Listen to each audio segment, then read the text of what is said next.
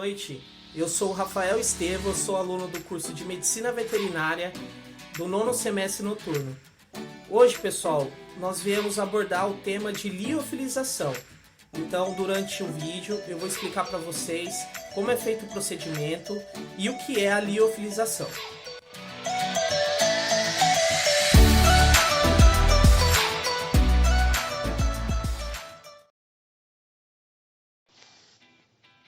Pessoal, então eu vou falar o que é liofilização. A liofilização é um processo de separação baseado no fenômeno de sublimação. O que é a sublimação, pessoal? A sublimação é um processo de mudança que ocorre de uma substância, no caso sólida, ela passa para o estado gasoso sem passar pelo estágio de líquido, tá? Então, é como se fosse um gelo seco. O gelo seco, ele é sólido, ele não derrete. Então, o que acontece? Ele sai do sólido e passa para o gasoso.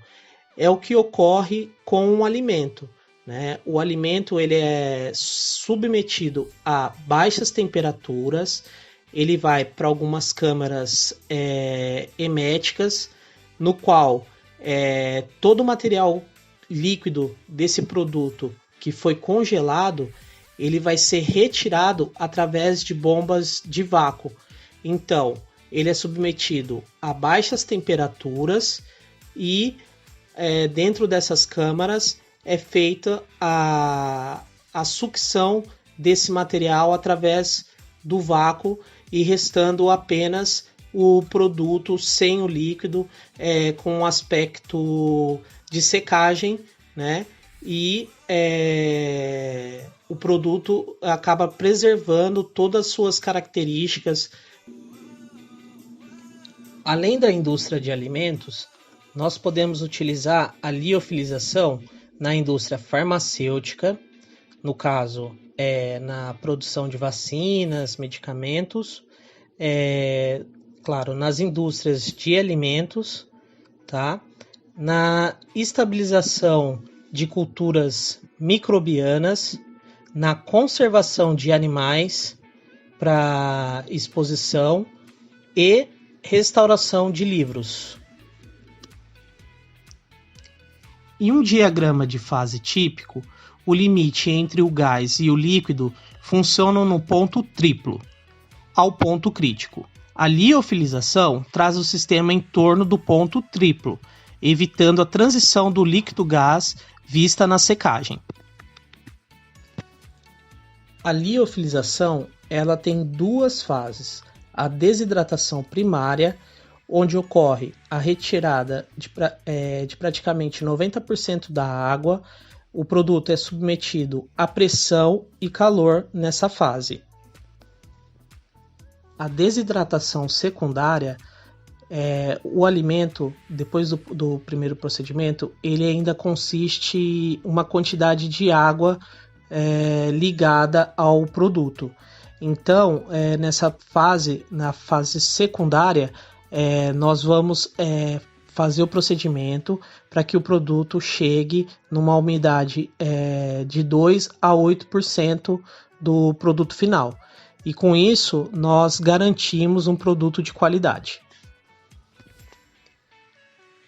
Neste método, não existe grande volume de água em estado líquido, sendo mínimas as modificações dos alimentos. Requer apenas o aquecimento suave, por isso as características nutritivas e sensoriais do produto final são muito similares à do produto fresco. Contudo, a velocidade de desidratação é lenta e os custos do equipamento e da operação são elevados. O que ocorre dentro da indústria, o que mais gasta é a questão da produção de calor. Então, dentro desse método, por ter uma produção de calor elevada, mais lenta, acaba consumindo muito e aumenta muito o custo da produção. Produção. Para pequenas produções, até 300 kg/h, utiliza-se armários criogênicos. CO2 ou N2 líquido em regime batelada. Para produções maiores, utilizam-se túneis de congelamentos lineares de ultra performance com esteiras de transporte. Para os produtos mais delicados ou difíceis de manusear, ou com necessidade de congelamento ultra rápido, utiliza-se os túneis de imersão de ultra performance, onde o alimento imerge num banho de nitrogênio líquido a menos 195 graus Celsius. Equipamentos.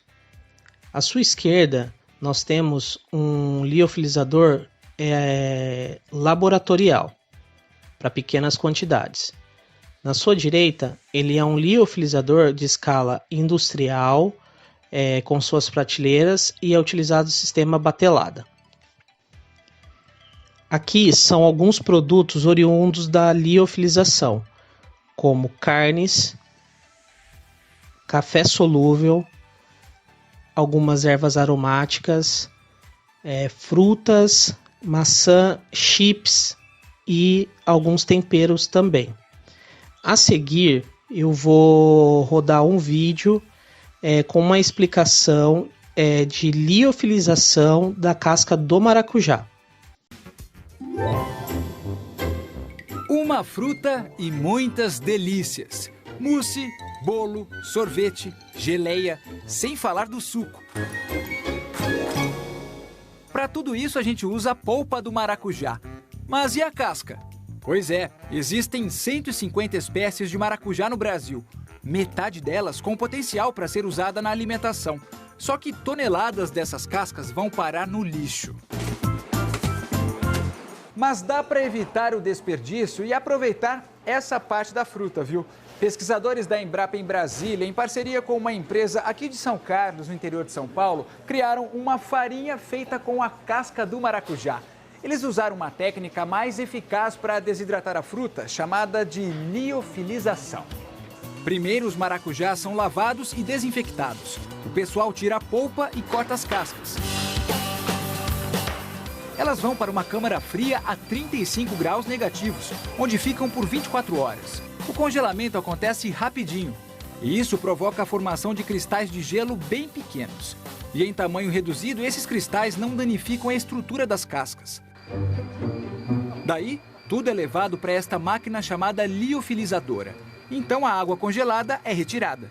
Posteriormente, essa água ela vai passar para o estado gasoso sem passar pelo estado líquido. Outros métodos de desidratação, a gente acaba perdendo aí 80%, 90% das características do alimento, né? E a liofilização a gente consegue preservar 100% as características desse alimento. As cascas saem bem sequinhas. Agora é só bater no liquidificador e pronto. Tá aí a farinha. O produto pode ser usado como espessante, quer dizer, altera a textura e dá mais consistência ao alimento.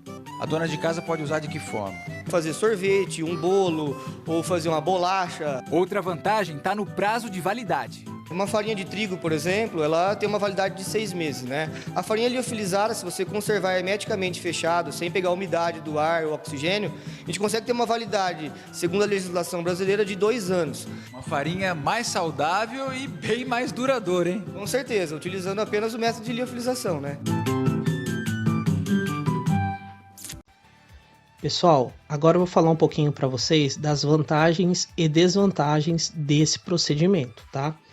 No caso das vantagens, os alimentos eles têm uma estrutura esponjosa que representam fielmente os originais, tá? O produto original. Existe uma redução de perdas de vitamina, ele conserva muito mais a vitamina do que se comparado a outros processos de conservação, tá? A digestibilidade também é bastante elevada. No caso, ele é fácil de ser reidratado, então às vezes adicionando um pouquinho de água ele consegue absorver muito rápido.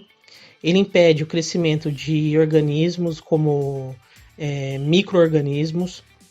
Ele pode ser, no caso, consumido dentro da própria embalagem, quando ele é processado. Esses alimentos vêm em algumas embalagens, você pode consumir, a exemplo de comidas de astronauta e militares, né, que acabam utilizando esse tipo de alimento. Ele possui uma leveza no transporte e também não necessita de refrigeração. E o tempo de armazenamento, ele é bem grande, ele é aumentado, tá? Então, assim, acaba, de acordo com a nossa legislação, ele pode ser consumido em até 2 anos, tá?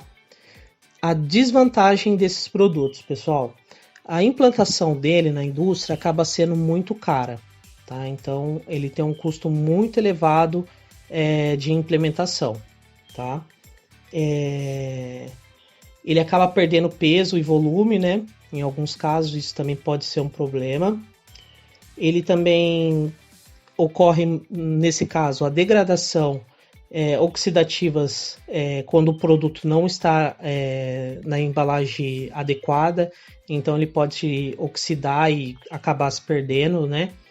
E no caso de pescados e carnes, ele apresenta um aspecto esponjoso.